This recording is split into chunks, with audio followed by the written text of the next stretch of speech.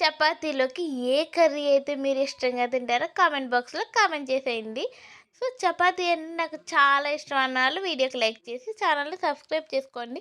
So, ఇది నిన్న తీసిన వీడియో. సో, మార్నింగ్ రాగి సంగటి చేశానని చెప్పాను కదా! సో, ఇంకా ఎగ్ కర్రీ మిగిలిపోతే నైట్ ఇంక నాకు రైస్ కుక్ చేసేంత ఓపిక లేక చపాతీలయితే చేశాను. సో, ఫస్ట్‌లో నాకు చపాతీలు చేయడం అస్సలు రాదు. పిండిలో నీళ్లు పోసి ఎలా కలపాలో కూడా వచ్చేది కాదు. చపాతీలేమో అప్పడాల్లా ఉండేయి. అవేమో షేప్ వచ్చేది కాదు, ఏమీ కాదు. ఫైనల్లీ ఎలాగైతేనే నేర్చేసుకున్నాను. ఇప్పుడు నేను చపాతీలు మంచిగా రౌండ్‌గా చేసేస్తున్నాను. సో, సాఫ్ట్‌గా కూడా ఉంటాయి. సో, మీకు మార్నింగ్ వరకు కూడా అదే సాఫ్ట్‌గా ఉంటాయన్నమాట.